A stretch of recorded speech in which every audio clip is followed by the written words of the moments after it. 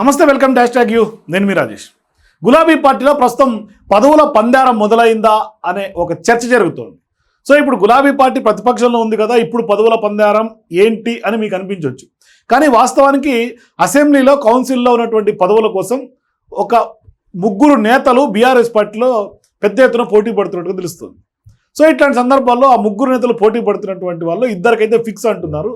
So ఇప్పుడు party అధినేత గులాబీ బాస్ ఆ ముగ్గురులో ఎవరి వైపు మొగ్గు చూపుతారు, ఎవరికి ఆ పదవులు దక్కపోతాయి అనేది బీఆర్ఎస్ పార్టీలో హాట్ టాపిక్ నడుస్తుంది. సో ఇప్పుడు వాస్తవానికి బీఆర్ఎస్ పార్టీలో ఒక ఆసక్తికరమైనటువంటి రేపుతున్నటువంటి అంశం ఏంటంటే, అసెంబ్లీలో బీఆర్ఎస్ డిప్యూటీ లీడర్ పదవిని కేటీఆర్, హరీష్ రావు ఆశిస్తుండగా మండలిలో ఉన్నటువంటి ఫ్లోర్ లీడర్ పదవిపై కవిత ఆశలు పెట్టుకున్నట్లుగా టాక్ నడుస్తుంది.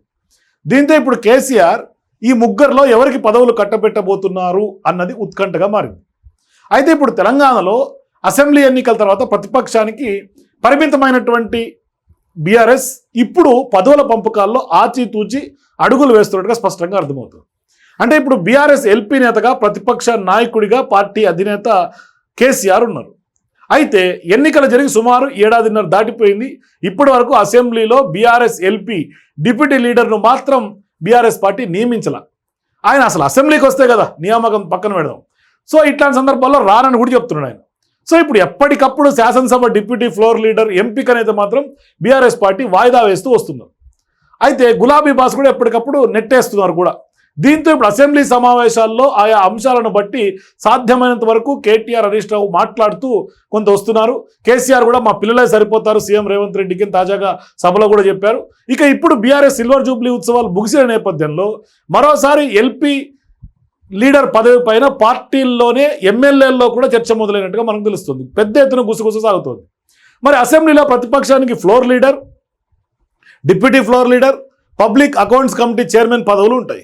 ఇప్పటికే అసెంబ్లీలో బీఆర్ఎస్ ఎల్పీ నాయకుడిగా కేసీఆర్ ఉన్నారు కాబట్టి పబ్లిక్ అకౌంట్స్ కమిటీ చైర్మన్ పదవిని అధికార కాంగ్రెస్ పార్టీలోకి వలస వెళ్ళినటువంటి అరకపూడి గాంధీకి ఇచ్చేశారు. అయితే ఇప్పుడు మిగిలినటువంటి బీఆర్ఎస్ ఎల్పీ డిప్యూటీ లీడర్ పదవి ఎవరికి ఇస్తారన్నదే ఆసక్తికరంగా మారింది. అయితే అసెంబ్లీకి కేసీఆర్ రెగ్యులర్గా రావడం లేదు కాబట్టి ఆయన లేనప్పుడు ఆ బాధ్యతలను డిప్యూటీ ఫ్లోర్ లీడర్ తీసుకుంటారు. అప్పుడు బీఆర్ఎస్ తరఫున అసెంబ్లీలో మాట్లాడేందుకు ఎక్కువ సమయం లభిస్తుంది. అసెంబ్లీలో 2 డిప్యూటీ ఫ్లోర్ లీడర్ పోస్టులను నియమించుకునే అవకాశం కూడా ఉండటంతో పార్టీ తరఫున 2 డిప్యూటీ ఫ్లోర్ లీడర్లు నియమించాలని కేసీఆర్ నిర్ణయం తీసుకున్నట్లుగా తెలుస్తుంది. దీంతో ఇప్పుడు 2 పదవులు ఎవరికి దక్కుతాయనే చర్చ గులాబీ పార్టీలో జోరుగా సాగుతోంది. మరి పార్టీలో అధినేత కేసీఆర్ తర్వాత నెంబర్ 2గా ఉన్నది ఇద్దరు నేతలు. ఒకటి కేటీఆర్, 2 హరీష్ రావు. ఒకరికి అసెంబ్లీలో బీఆర్ఎస్ డిప్యూటీ ఫ్లోర్ లీడర్ పదవిని దక్కవచ్చని తెలుస్తుంది.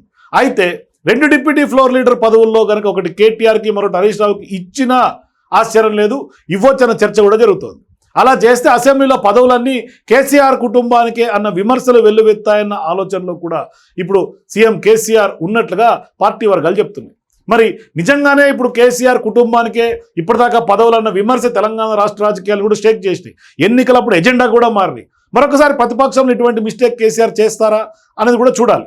సో ఇప్పుడు దీంతో కేటీఆర్, హరీష్ ఈ ఇద్దరిలో ఎవరో ఒకరికి మాత్రమే డిప్యూటీ ఫ్లోర్ లీడర్ పదవి ఇచ్చి మరొక డిప్యూటీ ఫ్లోర్ లీడర్ పదవి సీనియర్ నేతలకు, సీనియర్ ఎమ్మెల్యేకి కట్టబెట్టే ఛాన్స్ ఉందని కూడా కొంత ప్రచారం నడుస్తోంది. సో ఇప్పుడు కేటీఆర్ ఇప్పటికే పార్టీకి సంబంధించి వర్కింగ్ ప్రెసిడెంట్గా ఉన్నారు కాబట్టి ఎల్పీ డిప్యూటీ ఫ్లోర్ లీడర్గా హరీష్ రావును నియమించే ఛాన్స్ ఉందన్న టాకే ప్రధానంగా వినిపిస్తుంది. అంటే కేసీఆర్ చూపు కూడా హరీష్ రావు వైపే ఉందనేది కూడా తెలుస్తుంది.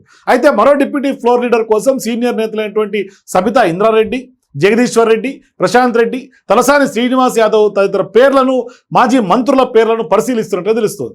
మరి ఈ పరిశీలనలో కేసీఆర్ ఎవరి వైపు చూపు చూస్తారనేది మాత్రం వెయిట్ చేసి చూడాలి. ఇక శాసన మండలిలో ప్రస్తుతం బీఆర్ఎస్ ఫ్లోర్ లీడర్గా మధుసూదనాచారి కొనసాగుతున్నారు. అయితే మండలిలో బీఆర్ఎస్ ఫ్లోర్ లీడర్ పదవిని ఎమ్మెల్సీ కల్వకుంట్ల కవిత ఆశిస్తున్నట్లుగా తెలుస్తోంది. మరి ఆమె ఈ మేరకు కౌన్సిల్ ఫ్లోర్ లీడర్ పదవి ఇవ్వాలని కవిత ఆమె పార్టీ అధినేతగా ఉన్నటువంటి కేసీఆర్ను కోరినట్టుగా పార్టీ వర్గాల్లో జరుగుతున్నటువంటి చర్చ.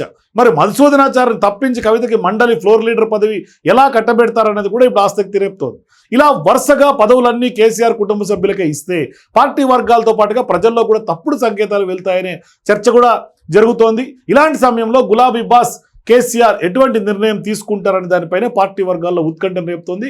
ఆయన అయితే ఆలోచన చేసి వ్యూహాత్మకమైనటువంటి నిర్ణయం తీసుకుంటున్నట్లుగా స్పష్టంగా తెలుస్తోంది. సో మీరు కూడా కేసీఆర్ ఆ పదవులు ఎవరికి కట్టుబెట్టే అవకాశాలు ఉన్నాయి? మీ అభిప్రాయాల కింద కామెంట్స్ రూపంలో నాకు చెప్పండి. For more videos please watch #.